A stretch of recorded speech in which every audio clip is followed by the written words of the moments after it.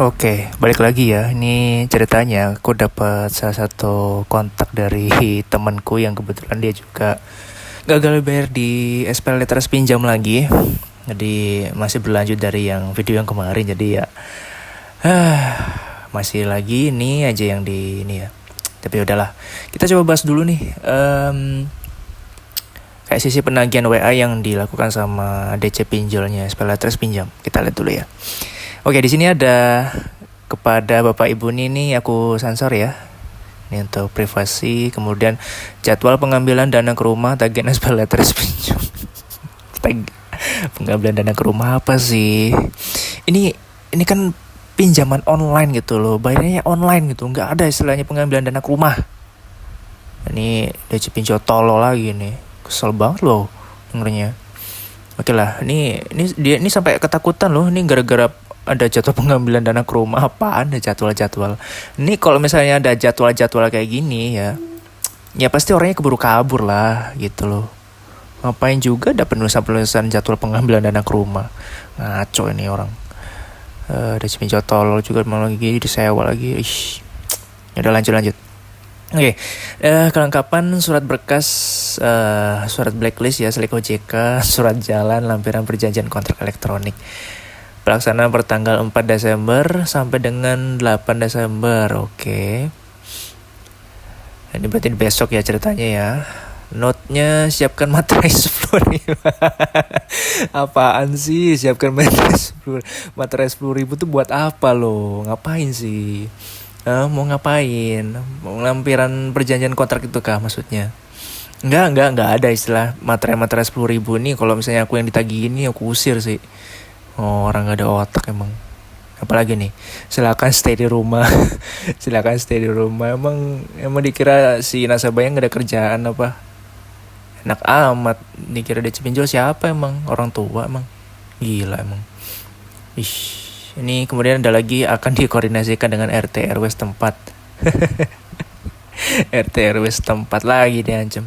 Aku tuh nggak tahu ya kenapa kebanyakan orang-orang yang jadi debt collector pinjol nih ya terutama ya itu selalu bawa RT RW gitu. Kenapa nggak sekalian ini ya petugas camat atau camatnya sekalian gitu, atau nggak sekalian bupati atau gubernur aja datengin ke rumah nasabah itu loh kalau bisa tuh. Kesel banget lu dengernya lu. Kemudian siapkan dana tunai. Diingat ya baik-baik ya, pinjaman online tuh bayarnya online. Nggak ada istilahnya bayarnya offline, bayar dijemput atau apa itu lah. Nggak ada istilahnya bayar tunai di tempat tuh nggak ada. Ya. Jadi kalau Anda misalnya ditakut-takutin dengan cara-cara kayak gini ini namanya cuma nakut-nakutin doang. Gitu. Nggak ada istilah penarikan dana dengan cara tunai ini nggak bisa. Ya, jadi tetap harus melalui virtual account berdasarkan peraturan OJK ya. Jadi setiap pinjaman online diharuskan untuk melakukan pembayaran melalui virtual account gitu. Jadi tugasnya field collection di DC pinjol itu hanya digunakan sebagai pengingat atau reminder. Jadi ketika Anda didatangi DC lapangan pinjol, maka si DC pinjol harusnya hanya mengingatkan tagihan Anda, bukan menjemput dana tunai dan apa segala macam. Ini nggak mungkin ini nggak mungkin terjadi ya. Aku sangat jarang banget menemukan DC pinjol yang harus bawa materai 10.000, yang dianya harus stay di rumah, nanti ada RT RW segala macem. Nggak mungkin ya. Ini hanya ketikan orang-orang tolol aja ini. Oke, lanjut ya. Ini pembayaran dana secara transfer sesuai tagihan Anda 794136. Ini utangnya sekitar 800.000 ya. Ditunggu hari ini, paling lambat besok jam 12 siang untuk penarikan data dari petugas lapangan. Kirimkan bukti pembayaran loh. Katanya mau didatengin. Kok disuruh bayar gitu. Paling lambat besok jam 12 siang lagi. Enak amat dikira duit tinggal ngeruk doang gitu, jam 12 siang udah ada gitu. Emang dasar sih.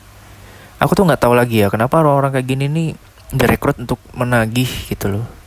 Apa mereka nggak dikasih pendidikan soal penagihan ya? Sedih sih.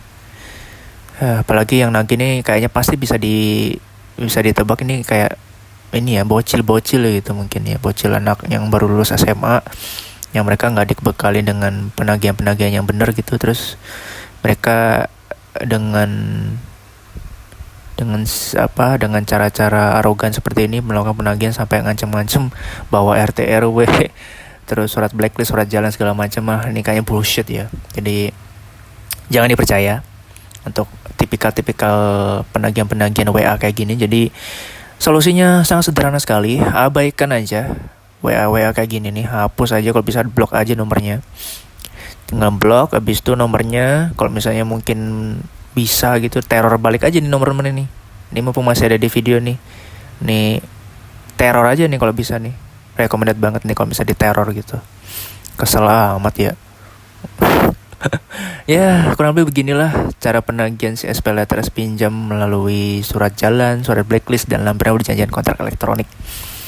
Jadi disuruh nyiapin materai 10.000, suruh di rumah, nanti akan ada RT/RW datang ke rumah Anda dan siapkan dana tunai. Ini bullshit, ini semua bohong. Tidak akan mungkin terjadi. Jadi buat Anda yang masih ketakutan, kalem aja, nih tidak akan mungkin terjadi. Ini hoax ya. Apalagi SPayLater pinjam ini, kabar keberadaan DC lapangannya ini juga sedikit ya. Mungkin yang ditagih ini hanya pinjam atau SPayLater yang notabene tagihannya bisa sampai ratusan juta, mungkin yang pinjam seller ya mungkin ya. Itu jadi ya untuk yang seperti ini bohong.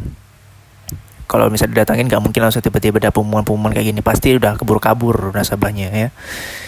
Ya wes gitu aja dulu ya, thank you.